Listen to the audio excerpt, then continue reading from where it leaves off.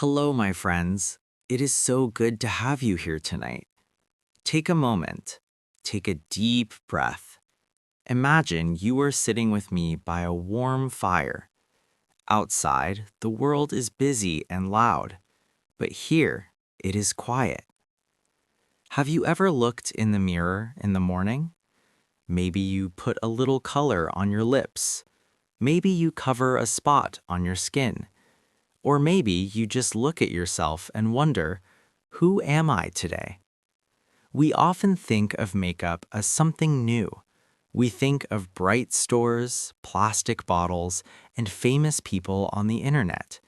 But my friends, have you ever stopped to wonder, where did it all start? The story of makeup is not a story about showing off. Showing off is when someone cares too much about how they look. No, this is a story about being human. It is a story about our need to share our feelings without using words. Since the very beginning of time, humans have used color and paint to tell the world who they are.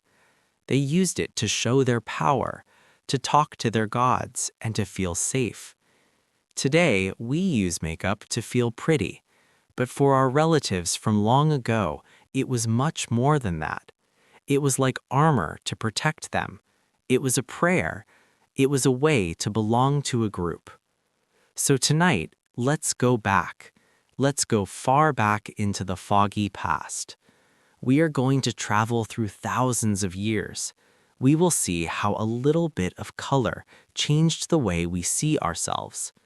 Let's begin our journey. Imagine a land of golden sand and a bright, burning sun. We are in ancient Egypt, over 5,000 years ago. In Egypt, makeup was not just for women. Everyone used it. Rich people, poor people, men, and women. Why?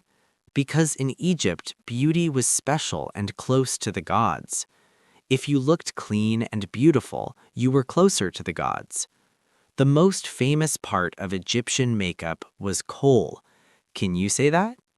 Kohl. It was a dark black powder. They used a small stick to put it around their eyes. Have you seen pictures of the famous Queen Cleopatra? Her eyes are always lined with deep, dark black. But kohl was not just for style. The Egyptian sun was very, very strong. The black powder helped protect their eyes from the bright light. It was like the first pair of sunglasses. It also kept away tiny insects and eye infections. So it was medicine and fashion at the same time. Next to the Egyptians, in a place called Mesopotamia, what we now call Iraq, people were also very creative. They were the first to use lipstick, but it wasn't in a tube like today. They crushed beautiful semi-precious stones into a fine dust. They put this dust on their lips to make them sparkle. It was a sign of great wealth. To these ancient people, makeup was a bridge between the human world and the world of the spirits. When they painted their faces, they felt protected. They felt powerful. They weren't just putting on a face, they were showing their soul to the sun. Now, let's travel across the sea to ancient Greece. The Greeks were very different from the Egyptians. They loved natural beauty. They believed that a healthy body was the most beautiful thing of all. In Greece, if you used too much makeup, people might think you were being dishonest. They liked a natural look. Women used a little bit of honey to keep their skin soft. They used crushed berries to give their cheeks a tiny bit of red color. It was very simple, very light. But then we look at Rome. Oh, the Romans. Rome was a place of big buildings and big dreams. And for the Romans, makeup was a way to show how much money you had. Wealthy Roman women wanted skin that was as white as snow. Why? because if your skin was white, it meant you did not have to work outside in the sun. It showed you were a lady who could rest, a person who stays inside and relaxes. To get this white skin, they used something called lead. This is very important, my friends. Lead is a heavy metal and it is very poisonous. But back then, they didn't know. They put white lead powder on their faces every day. It made them look beautiful for a while, but slowly it made them sick. It ruined their skin and caused many health problems. Isn't it strange? For thousands of years, humans have been willing to put dangerous things on their bodies just to follow a popular style. A popular style is something that many people like for a short time. Even in ancient Rome, people were suffering because they wanted to look beautiful. As the centuries passed, we entered the Middle Ages in Europe. This was a very different time. The church was very powerful. The leaders of the church said that makeup was a sin. They believed that if you changed your face, you were lying to God. Because of this, most women stopped wearing colorful makeup. A pure woman was supposed to have a clean, plain face. Beauty was seen as a danger, something that could lead people into trouble. But then, like a flower blooming after a long winter, the Renaissance arrived. The Renaissance was a time of art, science, and music, and makeup came back in a big way. The most famous example was Queen Elizabeth I of England. She had a very famous look, a face that was painted perfectly white and hair that was bright red. During this time, people still used that dangerous white lead. They also used rouge. Rouge is a French word for red. They put this red powder on their cheeks and lips. The goal was to look like a porcelain doll, still, white, and perfect. But there was a dark side. Because they used lead, their skin would get scars. To hide the scars, they put on more lead. It was a sad circle. They were trying to reach a perfect picture, a perfect image that was almost impossible to keep. We move forward to the 1700s, the Georgian era. This was the time of more is more. People wore giant wigs made of horsehair. They put white powder on their hair and their faces. Even men wore makeup. It was a time of parties and theater. If you were rich, you wanted everyone to see it on your face. But then the world changed again. In the 1800s, Queen Victoria became the leader of England. She was a very serious woman. She believed that makeup was rude and low class. Rude and low class means something that is not polite or fancy. She said that only actors or bad women wore makeup. For almost 60 years, makeup disappeared from public life. If a woman wanted to look pretty, she had to be a secret agent. She would pinch her cheeks to make them red. She would bite her lips to make the blood come to the surface. She had to pretend she was wearing nothing at all. This was the age of natural virtue. It shows us how much our clothes and our faces are tied to what society thinks is good or bad. Now, my friends, we reach a turning point. The year is 1900. Everything is about to change. Two big things happened. First, factories started to make makeup in jars and tubes. This made it cheaper and easier to buy. Second, and most importantly, the movies were born. Imagine sitting in a dark theater. For the first time, you see a woman's face on a giant screen. Her eyes are dark, her lips are shaped like a heart, and her skin looks perfect. These were the movie stars. Women all over the world looked at them and said, "I want to look like that." A man named Max Factor, a name you might still see today, started making makeup specifically for film stars. He created the first foundation to make skin look smooth under the bright lights. In the 1920s, the flapper girl became famous. These were young women who wanted to be free.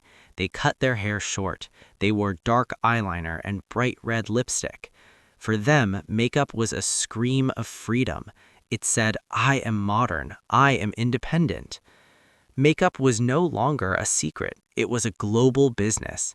Brands like Maybelline and Revlon started selling products to every woman, not just the rich. The modern era had begun. After the Second World War in the 1950s, the world wanted to feel pretty again after so much sadness. This was the era of glamour. Think of Marilyn Monroe, perfect red lips, a cat eye liner. This look was very feminine. It was about being a perfect housewife or a beautiful star. Makeup was a tool to look polished, which means neat and perfect. But then the 1960s arrived, the youth revolution. Young people didn't want to look like their mothers. They wanted to look like they came from outer space.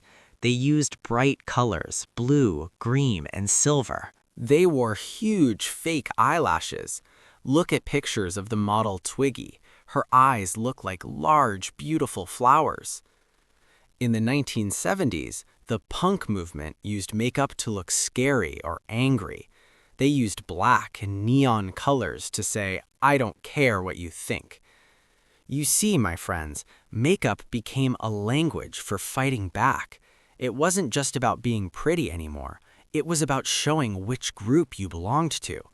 Are you a glamorous lady? Are you a space-age teen? Are you a punk rebel? Your face told the story. We move into the 1990s and the 2000s. The world became global. We started to learn from each other. We saw beauty secrets from Korea, from Brazil, from India. Today, we live in the age of the internet. We have social media. We have thousands of tutorials, videos that teach us how to do something. But something very beautiful is happening now. In the past, makeup had many rules. You must be white. You must be a woman. You must look natural. Today, those rules are breaking. We see people of all skin colors celebrating their unique beauty. We see men wearing makeup to express their artistic side. We see makeup that is bold and wild, like a painting on a canvas. We also care more about what is inside the bottle. Remember the poisonous lead from Rome? Today, we look for vegan and cruelty-free products. We want to be beautiful without hurting the planet or animals. Makeup has become an art form. It is no longer just a way to hide a flaw, a small mistake on the skin. It is a way to celebrate the face you were given. So, my friends, we have traveled a long way. From the black coal of the Egyptian desert to the bright lights of modern Hollywood. What have we learned? We have learned that makeup is a mirror of history. When the world is strict, makeup is hidden. When the world is free, makeup is colorful. When we are afraid, we use it as a shield. When we are happy, we use it to celebrate. But here is the most important part. Whether you wear a lot of makeup or just a little, or none at all, the story is yours. Your face is a map of your life.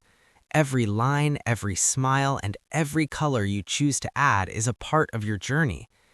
Makeup is just a tool, like a brush is to a painter. It doesn't make you beautiful. My friends, you are already beautiful. The makeup just helps the world see the light that is already inside you. Next time you see a tube of lipstick or jar of powder, think of the thousands of years of humans who came before you. Think of the Egyptian queens, the Roman ladies, and the Hollywood stars. You are part of that long human story. Thank you for sitting with me by the fire tonight. I hope you feel a little more connected to the history of the world and to the person you see in the mirror. Take care of yourselves, sleep well, and remember, the most beautiful thing you can wear is your own unique story. Goodbye for now.